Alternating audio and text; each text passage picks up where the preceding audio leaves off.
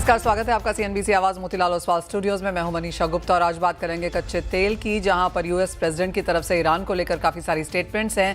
किस तरह का असर आगे जाकर रह सकता है, इस पर होगी बात।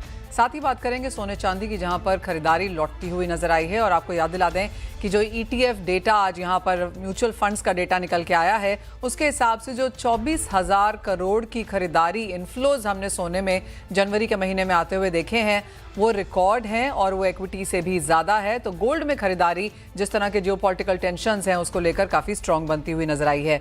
इन सब पर बात करने के लिए हमारे साथ है energy expert Narendra Taneja, PN Gadgil jewellers के सीएमडी सौरभ गाडगिल एंड मोतीलाल ओसवाल से किशोर नारने। आप सबका कार्यक्रम में स्वागत है। कच्चे तेल पे पहले बात कर लेते हैं। तनेजा जी, जिस तरह की स्टेटमेंट्स यहाँ पर यूएस प्रेसिडेंट की तरफ से आई हैं कि कंसर्न्स अभी भी हैं यहाँ पर, यूएस शिप्स को यहाँ पर स्ट्रेट ऑफ हॉर्मज ईरान वाटर्स में जाने के लिए मना किया गया है। साथ ही साथ 25% टैरिफ भी लगाने की बात की गई है। कैसे देखते हैं आप इन सब स्टेटमेंट्स को एट अ टाइम जब दोनों कंट्रीज यहाँ पर बातचीत भी कर रही हैं?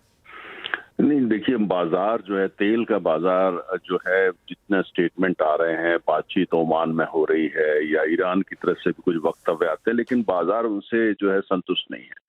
बाजार को कहीं ना कहीं ये लग रहा है कि वो रियलिटी को देख रहा है। वो ये देख रहा है कि ये समुद्री जहाज अमेरिका की इधर उधर जा रहे हैं, बेड़ा बढ़ रहा है, उसकी ताकत बढ़ रही है, मेडिटेरेनियन में भी बढ़ रही है। दूसरा, बाजार को लगता है कि इजराइल का बहुत ज्यादा प्रेशर है अमेरिका पे कि आप कार्रवाई करें। और जो लोग अमेरिका को जानते हैं, अमेरिका की राजनीति को जानते हैं, वो इस बात को जानते हैं कि यहाँ पे जो ज्यूइश लॉबी है अमेरिका में बहुत पावरफुल होती है। कई भी होता है कि अमेरिकन राष्ट्रपति कुछ भी चाहे, लेकिन उनको वो एक्शन लेना पड़ता है जो वो लोग चाहते हैं। और इजराइल के प्रधानमंत्री तो चाहते हैं कि जल्दी जल्दी वहां पे मिलिट्री कार्रवाई हो। तो बाजार को लगता है कि ये जो वक्तव्य एक तरफ है, लेकिन उनको लगता है कि शायद अमेरिका जो है वो इजराइल मिल करके युद्ध की तरफ बढ़ रहे हैं। और यही वजह है कि तेल की कीमतें जो है आप देख रहे हैं किधर जा रही हैं। दूसरा, जो हमारी अमेरिका के साथ भारत की डील हुई है, उसको लेकर के भी बाजार को लगता है कि शायद भारत तेजी से रूस से तेल के आयात को कम कर सकता है। और वो तेल जो है चीन खरीदेगा, लेकिन वो पूरी तरह शायद ना खरीद पाए। तो जो ग्लोबल सप्लाई सिस्टम है, शायद उसमें कहीं पे जो रूसी तेल है उसमें कुछ हो सकता है, दिक्कत हो जाए, ऐसा बाजार को लग रहा है। तो ये, लेकिन सबसे बड़ा तनाव जो है वो बाजार को ईरान को लेके है। बाजार को लगता है कि भाई जो बड़े बड़े एक्सपर्ट हैं, बड़े ट्रेडर्स हैं, उनको लग रहा है कहीं ना कहीं मिलिट्री कार्रवाई हो सकती है। वो आपको कीमतों में आज की तारीख में रिफ्लेक्ट कर रहा है। क्लियरली एक जो बाजार को कंसर्न है वो शायद सिर्फ ईरान को लेकर है, बाकी चीजें आप कहेंगे थोड़ी सॉर्ट होती हुई नजर आ रही हैं। ईरान एक वाइल्ड कार्ड है अभी भी। ईरान ही सबसे बड़ा इस समय कार्ड है। देखिए, यूक्रेन को लेकर लगता है उनको कि जो बातचीत हो रही है, शायद कोई समाधान निकल जाए। ऐसा नहीं है कि वहां पे कोई एकदम पीस अकॉर्ड हो जाएगा, लेकिन बाजार को लगता है शायद युद्ध रुक जाए। लेकिन यूक्रेन को लेकर जितने भी फैक्टर्स हैं तेल की कीमत को लेकर के, वो बाजार उसको एकोमोडेट कर चुका है, एडजस्ट हो गया है। तो यूक्रेन प्रीमियम जो है वो आज की कीमत के अंदर ऑलरेडी है और बाजार उसको जो है एडजस्ट कर चुका है। लेकिन ईरान जो है वो बहुत बड़ा मुद्दा है। 25% तेल जो है दुनिया का वो स्ट्रेट ऑफ हॉर्मुज से निकलता है। इसके अलावा यह है कि अगर ईरान जो है उसके ऊपर हमला होता है और वो जवाबी कार्रवाई में जो तेल के ठिकाने हैं सऊदी अरब में या अबू धाबी में या कुवैत में या इराक में, उन पे हमले कर देता है, और साथ में अमरीकी जो फौजी ठिकाने हैं उस इलाके में काफी हैं, उन पे हमला कर देता है, तो फिर तो एक तरह का रीजनली सही, लेकिन वो महायुद्ध हो जाएगा मिडिल ईस्ट में। और ऐसा होता है तो जो उसके रिपरकशंस हैं वो बहुत जबरदस्त होंगी पूरी दुनिया की अर्थव्यवस्था के लिए, उसमें भारत भी शामिल है। तो इसको लेके बाजार में भारी चिंता। लोगों को पता है कि ट्रम्प साहब जो है वो कहते कुछ हैं, करते कुछ हैं। वो सिग्नल अपनी गाड़ी का देते हैं, वो लेफ्ट जाएंगे, लेकिन चले वो राइट जाते हैं। तो इसलिए बाजार उनके जो वक्तव्य आते हैं उसको लेकर के नहीं देखता। बाजार ये देख रहा है कि वो कर क्या रहे हैं, वहां की फौज कर क्या रही है। इतने सारे वहां पे जो है जंगी जहाज पहुंच गए हैं, एयरक्राफ्ट कैरियर पहुंच गया है, हवाई जहाज पहुंच गए हैं, और साथ में मेडिटेरेनियन में पहुंच गए हैं, सुना है यूरोप में भी कुछ और आ गए हैं। तो बाजार तो उनको देख रहा है, और वो सबको देख के लगता है इतनी बड़ी तैयारी किस बात के लिए की जा रही है। तो वक्तव्यों पे नहीं जा रहा, तैयारी पे जा रहा। और ईरान जो है उसने बिल्कुल स्पष्ट कर दिया है कि उसके लिए अस्तित्व की लड़ाई होगी, और अगर ऐसा होता है तो वो जवाबी कार्रवाई करेगा, और उनका कहना है कि वो पूरी दुनिया को उसमें लपेटेगा।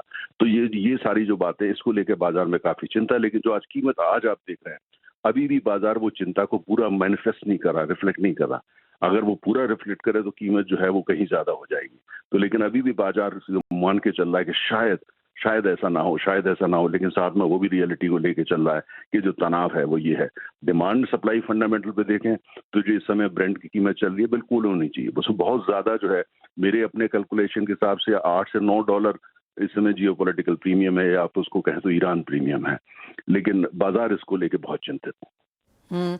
आपको क्या लगता है एक worst and best case scenario prices में कैसा बन पाएगा? मनीषा, आपने बहुत अच्छा प्रश्न किया। काश मैं प्रेसिडेंट ट्रंप के दिमाग में क्या चलता है उसको समझ पाता। उनके जो बड़े सहयोगी, उनके सलाहकार, उनके विदेश मंत्री, उनके नेशनल सिक्योरिटी एडवाइजर, मुझे लगता है यहाँ तक कि उनकी पत्नी भी, किसी को नहीं पता वो क्या सोचते हैं और क्या करते हैं। लेकिन इतना जरूर है कि इतना उनको समझ में आने लगा है कि अगर ईरान पे हमला करते हैं तो उसके जो परिणाम होंगे वो ऐसे होंगे जिसको वो संभाल नहीं पाएंगे। और इस साल वहां संसद के चुनाव हैं, और अगर होते हैं तो संसद के चुनाव वो उनकी पार्टी हार जाएगी, और ऐसा होता है तो वो लेम डक प्रेसिडेंट हो जाएंगे आने वाले 2 साल के लिए। ये तो उनको समझ में अच्छी तरीके से आता है क्योंकि वो मजे हुए राजनीतिक हैं। लेकिन मुझे ऐसा लगता है कि उसके बावजूद जो उन पर प्रेशर है इसराइल से, और जो ज्यूश लॉबी का प्रेशर है कि अच्छा मौका है, ईरान में जमीनी हालत ऐसे कमजोर हैं, वहां की जनता सड़क पे है, और ऐसे में वहां रिजीम चेंज हो सकता है, सत्ता परिवर्तन हो सकता है, तो हमला कर दो। अगर हमला तेजी से होगा तो और लोग सड़क पे आएंगे और वहां सत्ता परिवर्तन हो जाएगा। लेकिन जमीन पे हकीकत क्या है इसके बारे में अभी पूरा अनुमान या आकलन करना बड़ा मुश्किल है, क्योंकि ईरान कोई बहुत खुला देश नहीं है, तो अभी कहना मुश्किल। लेकिन मुझे लगता है कि वो शायद जो उनका इंस्टिंक्ट है, वो इंस्टिंक्ट युद्ध करने का नहीं है ट्रंप का, तो शायद वो बचेंगे। लेकिन प्रेशर कितना होता है वो देखना पड़ेगा। इसलिए we all everyone practically is keeping the finger cross, because we don't know really क्या होने वाला है। तो आपको लगता है ये 65-75 वाली रेंज शायद होल्ड करेगी? देखिए, अगर जो है यही चलता है जो पिछले 24 घंटे में देखा है कि बयान युद्ध, लेकिन अगर वहां और युद्धपोतों को भेज दिया जाता है और वहां पे जो है और एयरक्राफ्ट को भेजा जाता है, और ईरान पैनिक में आके कोई रिएक्शन कर देता है, या ईरान को कहीं ना कहीं जो है और देश सपोर्ट कर देते हैं, तो फिर स्थिति बिल्कुल अलग हो जाएगी। आप ये नहीं भूलना चाहिए, ईरान में सबसे बड़ा इन्वेस्टर चाइना है, ईरान में सबसे ज्यादा दबदबा चाइना का है, और जितना ज्यादा अमेरिका उलझता है, चाहे वो यूक्रेन में उलझे या वो कहीं उलझे, उससे सबसे बड़ा फायदा चाइना को होता है। अभी तक प्रेसिडेंट ट्रंप ने जो किया है उस सब का बड़ा फायदा चाइना को हुआ है। चाइना अपना जो जियोपॉलिटिकल इन्फ्लुएंस बनाना चाहता है, जो महाशक्ति बनाना है, पिछले 1 साल में वो 5 साल आगे चला गया ट्रंप साहब की नीतियों की वजह से। तो पीछे क्या हो रहा है, तेहरान में क्या होगा, गुणा भाग क्या हो रहा है, क्या शतरंज का खेल, कौन क्या खेल रहा है, कहना मुश्किल है। लेकिन अभी मैं ये कहूंगा कि पूरे आश्वस्त होकर के कुछ भी कहना मुश्किल है। तनाव बहुत ज्यादा बाजार में रिफ्लेक्ट कर रहा है और कुछ भी हो सकता है। ऑल राइट, तो एक जिटरीनेस, चॉपीनेस वाली स्थिति यहाँ पर कच्चे तेल में बनती हुई नजर आई है। जैसे कहा गया कि ईरान एक वाइल्ड कार्ड है, ईरान शायद ओनली कार्ड है जो इम्पैक्ट करेगा कि कच्चे तेल के प्राइसेस यहाँ से कहाँ जाएंगे। मिस्टर तनेजा, एज ऑलवेज बहुत शुक्रिया साथ जुड़ने के लिए। लेकिन जो फ्लैशेस हम चला रहे थे वो आपकी स्क्रीन पे अब लेके आना चाहेंगे, क्योंकि ईटीएफ का डेटा आया है एएमसी की तरफ से, और उसमें ये देखने को मिला है कि सोना और चांदी दोनों में जिस तरह के इन्फ्लोज देखने को मिले हैं वो रिकॉर्ड नंबर्स पे हैं। चांदी के इन्फ्लोज यहाँ पर ऑलमोस्ट 9,400 करोड़ के आसपास देखने को मिले, और जिस तरह का डेटा म्यूचुअल फंड्स की तरफ से आया था वहां पर भी गोल्ड इनफ्लो जो है वो इक्विटी के मुकाबले ज्यादा है, 24,000 करोड़ का है। वो डेटाज नंबर्स आपकी स्क्रीन पर वहां पर चढ़ते हुए, तो गोल्ड सिल्वर यहां पर इक्विटी के से ज्यादा इनफ्लो हमने यहां पर आता हुआ देखा है। Kishore, clearly interest gold and silver में काफी ज्यादा है, लोग फिजिकल में तो ले ही रहे हैं, लेकिन जिस तरह से एक फाइनेंशियलाइजेशन हमने यहाँ पर होता हुआ देखा है, फंड्स एंड ईटीएफ्स में जिस तरह की बाइंग है, रिकॉर्ड नंबर्स जनवरी की तरफ से। Yes, good morning, Manisha.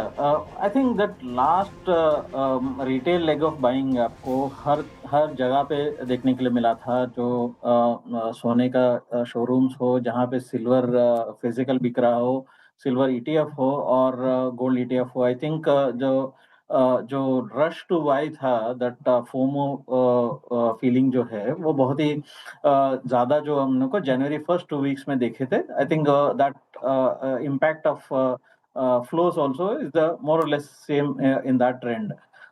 But अभी इंटरेस्टिंग बात यह है कि यहाँ से अगले 2-3 महीना, स्पेशली जो है फरवरी, मार्च और अप्रैल, जो अगले 3 महीना कि ये जो लास्ट वॉलेटिलिटी देखने के बाद, आखिरी हफ्ता जो है जनवरी का, तो उसका वॉलेटिलिटी, फरवरी का फर्स्ट वीक का वॉलेटिलिटी देखने के बाद कैसे रिटेल इन्वेस्टर्स इसको ट्रीट करेंगे। मैं एक देख रहा हूँ कि very large investors and institutional buying जो है, वहाँ पे अभी भी जो स्ट्रेंथ है उसमें काफ़ी काफ़ी लोग हैं कि अगर नीचे आ रहे हैं, बार्गेन हंटिंग में आ रहे हैं तो फर्दर फंड एलोकेशन चल रहे हैं एंड अल्ट्रा एचएनआई जो फैमिलीज़ है, फैमिली ऑफिसेस है, वहाँ पे मेरे को काफ़ी डिमांड दिख रहा है because they are seeing that this kind of sharp sell off is an opportunity to invest. Actually काफ़ी साइडलाइन में जो मनी था वो आ रहा है। But it will be very interesting to see next 2-3 महीने में how retail investor will behave. हम भी काफ़ी क्लोज़ली वॉच कर रहे हैं एंड स्पेशली फरवरी मार्च का फ्लोस देखना बहुत ज़रूरी है कि कितना हद तक इन लोगों का जो मूड है वो बदल चुका है कि या अभी भी उन लोग रिटर्न्स को चेज़ कर रहे हैं कि नहीं। इन सब के बीच में आपकी क्या सेंस है, कहाँ जा सकते हैं गोल्ड एंड सिल्वर के prices? So I think we continue to be bullish, especially gold actually, because fundamentally underlying जो structural trend है वो कभी change नहीं हुआ है। इनफैक्ट जो फंडामेंटल्स के आगे चल चुका है उसका डिसेंट करेक्शन हो चुका है, काफी अच्छा वैल्यू बाइंग में आ गया। सो एक ही फंडामेंटल फैक्टर है which is called de dollarisation. De dollarisation में सेंट्रल बैंक रिजर्व डाइवर्सिफिकेशन हो, gold as a replacement of dollar as a trade currency हो, जो भी हो ये कंटिन्यू रहेगा ये स्टोरी। सो आई थिंक उसमें $5,800 to $6,000 is a reasonable medium term target. It could be 12 months to 14 months ahead. सो यहाँ से आपको 1000 से $1,200 के आसपास का अपसाइड मिलेगा, which is around 20-25% from the current levels. Metals कैसे देखेंगे आप किशोर, क्योंकि यहाँ पर भी हमने कुछ मुनाफा वसूली आते हुए देखी है। जैन का महीना बहुत बेहतरीन था, all time highs, multi year highs. Feb में एक कंसोलिडेशन गिरावट के साथ कारोबार है, यहाँ पर क्या करने की राय है? आई थिंक कॉपर में अच्छा खासा हम लोग आई थिंक ऑलमोस्ट 38% रैली देखने के बाद एक प्रॉफिट टेकिंग देख रहे हैं मार्केट में। And one is thing is that physical market में थोड़ा रिफ्लेक्ट कर रहा है, स्पेशली जो चाइनीज बाइंग हो या अमेरिकन जो डिमांड है वो थोड़ा ठंडा होते हुए नजर आ रहा है। जो अमेरिकन स्टॉक पाइलिंग था बिफोर ड्यूटी इम्पैक्ट के वजह से जो स्टॉक पाइलिंग हुआ था वो फ्रंट लोडेड हो गया था, तो नेचुरली वहां पे जो डिमांड है वो कमजोर होना एंटिसिपेटेड था, बिकॉज ये जो इन्वेंट्री जब तक खप नहीं जाएगा तब तक आपको नया डिमांड थोड़ा सा स्लो होगा। बट ये महीना जनवरी का जो कॉपर इंपोर्ट्स है into China and actually exports of copper also out of China is slightly increased actually. इसका वजह से एक्चुअली क्या है कि ये एक्सपेक्टेशन है कि domestic consumption of copper in China थोड़ा सा स्लो डाउन हुआ है, उसके वजह से यहाँ पे करेक्शन एक्सटेंड हो सकता है थोड़ा। आज के लिए इंट्राडे में शायद थोड़ा एक बार डॉलर इंडेक्स का भी प्रभाव है, यहाँ पे डॉलर इंडेक्स थोड़ा सा हल्का सा बढ़ा हुआ है, उसके वजह से कमोडिटीज में भी थोड़ा सेल ऑफ है। But eventually I think anywhere close to 1200 या 1210 के आसपास आपको ये वैल्यू बाइंग दिखता है। डॉलर टर्म्स में 12,000 के आसपास, $12,000 के आसपास। बट मीडियम टर्म जो है आई थिंक 16 से $18,000 का जो कॉपर का जो ट्रेंड है वो जारी है। और ये शॉर्ट टर्म कंसोलिडेशन सारे कमोडिटीज में मेरे हिसाब से ये पूरा फरवरी और मे बी मिड मार्च तक चल सकता है, देखने को मिलेगा। पॉइंट टेकन, बहुत शुक्रिया किशोर। तो बाइंग अपॉर्चुनिटीज यहाँ पर गोल्ड, सिल्वर, कॉपर सभी जगह यहाँ पर है, लेकिन फेब का महीना यहाँ पर थोड़ा सा वॉलेटाइल और भी रह सकता है। हमारे साथ पीएन गार्गिल ज्वेलर्स के सीएमडी सौरभ गार्गिल हैं। सौरभ नमस्कार and congratulations. Quarter on quarter, year on year जो नंबर्स हैं काफ़ी बेहतरीन देखने को मिले हैं, क्या कहेंगे आप, क्या व्हाट वर्कड फॉर यू? नमस्कार मनीषा, थैंक यू। जैसे आपने कहा quarter has been a good growth, और मुझे हिसाब से जो क्वार्टर था Q3 वो हमेशा एक अच्छा क्वार्टर रहता है, क्योंकि वो दिवाली का क्वार्टर है। इस साल Diwali was a blockbuster Diwali, लोगों का इंटरेस्ट बहुत था गोल्ड सिल्वर में। हमने हमारा one day all time high almost 200 crore का सेल किया था दशहरा के दिन। दिवाली 4 दिन का सेल था 600 करोड़ के ऊपर। सो ओवरऑल मुझे लगता है ये क्वार्टर अच्छा गया था। एंड मोमेंटम जो दिवाली के बाद शादी का पिकअप हुआ है, इन्वेस्टमेंट मोमेंटम है, वो अभी तक जारी है। सो मेरे हिसाब से ये क्वार्टर भी काफी अच्छा रहेगा। ये क्वार्टर में गुड़ी पाड़वा है, महाशिवरात्रि है, होली है। सो ये त्योहार को देखते मेरे हिसाब से ये Q4 भी अच्छा जाएगा। और ये पूरा साल ज्वेलरी इंडस्ट्री में लोगों का इंटरेस्ट बना रहा है। प्राइसेस ऊपर है लेकिन फिर भी लोगों का कॉन्फिडेंस है गोल्ड में, ज्वेलरी में, बुलियन में, इन्वेस्टमेंट में, सिल्वर में, सब जगह गोल्ड लोगों का इंटरेस्ट अभी तक बरकरार है। सौरभ, अब पीएन गार्गिल की तरफ से अब हम देखते रहते हैं नए लॉन्चेस, यहाँ पर नए ब्रांड एम्बेसडर्स भी। तो अब क्योंकि होली है, गुड़ी पाड़वा है, जैसे आप गुड़ी पाड़वा पे आई रिमेंबर आप कुछ ना कुछ यहाँ पर नया करते हैं, तो क्या नया करने की उम्मीद है इस क्वार्टर में और किस तरह का स्टोर एक्सपेंशन अब आपकी लिस्ट पर है? जैसे आपने कहा कि नए ब्रांड एम्बेसडर्स तो हमने सारा तेंदुलकर को लिया था फॉर लाइफस्टाइल, क्योंकि सारा एक फैशन ग्लैमर आइडेंटिफाई करती है और गर्ल नेक्स्ट डोर की इमेज है। सो लाइफस्टाइल जो ब्रांड हमारा है, लाइट वेट ज्वेलरी का, कैजुअल वेयर, एवरीवेयर ज्वेलरी, उसका पिकअप अच्छा हो रहा है, उसके स्टोर एक्सपेंशन प्लान है। पीएनजी की बात करें तो हमने महाराष्ट्र के बाहर जो एक्सपेंशन किया था, यूपी में, बिहार में, तो उसको और स्ट्रांग बनाने के लिए और एक्सपैंड करने के लिए हमने रणवीर कपूर को साइन किया है अलॉन्ग विद माधुरी दीक्षित। सो रणवीर कपूर के साथ हम लेगेसी के ऊपर बड़ी कैंपेन कर रहे हैं और हमारे यहाँ जो टैगलाइन है, legacy is our biggest gold, इसका इम्पैक्ट बहुत अच्छा आ रहा है। सो ये दोनों brand ambassador along with Madhuri एक अच्छा काम कर रहे हैं पीएनजी के लिए। अभी हमारा फाउंडेशन डे था 9 फेब को, कल ही। सो हमने एक 3 दिन की ऑफर कैंपेन चलाई थी, उसको बहुत बढ़िया रिस्पॉन्स मिला है। ज्वेलरी के सेल मतलब ऑलमोस्ट 4 टाइम्स हुए थे वीकेंड को, जो नॉर्मल वीकेंड को होते हैं। तो इसका एक इन्फ्लुएंस आ रहा है कि लोगों का इंटरेस्ट ज्वेलरी में काफी अभी तक बना है। और गुड़ी पाड़वा एक महाराष्ट्र का नया साल माना जाता है, तो उसके लिए नया कलेक्शन और नए ऑफर्स भी देखने को मिलेंगे। और मुझे कॉन्फिडेंस है कि ये Q4 भी एक अच्छा क्वार्टर जाएगा और पूरी ज्वेलरी इंडस्ट्री के लिए मेरे हिसाब से ये एक अच्छा क्वार्टर रहेगा। सौरभ, वेरी क्विकली, आपको क्या लगता है किस रेंज में गोल्ड प्राइसेस रह सकते हैं आने वाले 3-6 महीने में? गोल्ड मेरे हिसाब से बुलिश ही रहेगा। 3 महीने की बात करें तो मुझे लग रहा है गोल्ड 150 से 170 के बीच में गोल्ड की मूवमेंट रहेगी।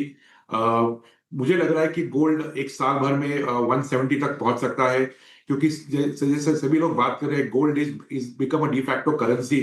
डॉलर के खिलाफ लोगों को गोल्ड खरीदना है। सो गोल्ड एक बुलिश साइकिल में रहेगा अगले साल भी, ऐसा मेरा मानना है। Fair point. सौरभ, बहुत शुक्रिया साथ जुड़ने के लिए। तो क्लियरली नए लॉन्चेस हैं और काफ़ी सारे नए थीम्स भी यहाँ पर हैं। पिछला क्वार्टर काफ़ी बेहतरीन रहा और जैसे सौरभ हमें कह रहे हैं कि आगे जाकर एक्सपेंशन की नीतियाँ अभी और भी जारी हैं। और जहाँ तक सोने की बात है, 1,50,000 और 1,70,000 के बीच में प्राइसेस रह सकते हैं। वेल, इसी के साथ एक ब्रेक का भी समय है, लौटेंगे और लेकर आएंगे bond street. CNBC Awaaz and India Bonds presents Bond Street. Bond street में आपका स्वागत है। बॉन्ड मार्केट्स में अगर आप देखें तो ज़्यादातर सरकारी बॉन्ड्स में मजबूती देखने को मिली है। इसके 3 रीजंस हैं। एक तो ये कि बैंकिंग सिस्टम में लिक्विडिटी यहाँ पर सरप्लस है। यूएस में 10 साल की ट्रेजरी यील्ड में गिरावट देखने को मिली। 5 साल OIS रेट में भी यहाँ पर कुछ नरमी देखने को मिली है। हैविंग सेड दैट, जो चीज़ यहाँ पर प्राइसेस को कैप कर रही है वो ये है कि स्टेट बॉन्ड ऑक्शन यहाँ पर है और 48,000 करोड़ का यहाँ पर इशुएंस निकल के आने वाला है और वो आज का ही दिन है और वो एक चीज़ है जो प्राइसेस को यहाँ पर कैप किए हुए है। लेकिन एक और डेटा आपको दिखाते हैं जहाँ पर डेट म्यूचुअल फंड्स का किस तरह का AUM होल्डिंग है और ओवरऑल मार्केट्स में किस तरह का इसका परसेंटेज शेयर है। तो सबसे पहले यहाँ पर अगर बात की जाए लिक्विड फंड की, तो यहाँ पर करीब 5 लाख करोड़ की होल्डिंग्स हैं। मनी मार्केट में ओवरऑल देखा जाए तो 3 लाख करोड़ की होल्डिंग्स हैं। यही वो बाजार हैं जहां पर अच्छे खासे AUMs हमने क्रिएट होते हुए देखे हैं। कॉर्पोरेट बॉन्ड्स की अगर बात की जाए तो यहां पर भी 2 लाख करोड़ से ज़्यादा का AUM बन चुका है। लो ड्यूरेशन जो फंड्स हैं यहां पर 1,50,000 के आसपास की मूवमेंट है। शॉर्ट ड्यूरेशन फंड्स में भी होल्डिंग ठीक ठाक है, 1,36,000 करोड़ वहां पर है। जो अल्ट्रा शॉर्ट ड्यूरेशन है, clearly short term near immediate gratification वाली चीज़ जो है, वहाँ पर 1,31,000 करोड़ की AUMs हैं। ओवरनाइट की बात की जाए तो ये 79,000 करोड़ है और बैंकिंग एंड PSU की बात की जाए तो 79,000 करोड़ की AUMs यहाँ पर भी हैं। जो कम जिम्मेदारी या हिस्सेदारी वाली कैटेगरीज हैं वो है गिल्ट, यहाँ पर 38,000 करोड़ है। डायनामिक बॉन्ड्स की बात की जाए तो 36,000 करोड़ के बहुत आसपास ये नंबर निकल के आ रहा है। क्रेडिट रिस्क 19,900 करोड़ है। लॉन्ग ड्यूरेशन 17,600 करोड़ और साथ ही साथ अगर मीडियम टू लॉन्ग ड्यूरेशन देखी जाए तो 11,000 करोड़ के AUMs यहाँ पर हैं। इंफ्रास्ट्रक्चर डेट काफ़ी कमज़ोर नज़र आता है। 900 करोड़ की डेट की होल्डिंग क्लियरली यहाँ पर सिर्फ बनती हुई दिख रही है।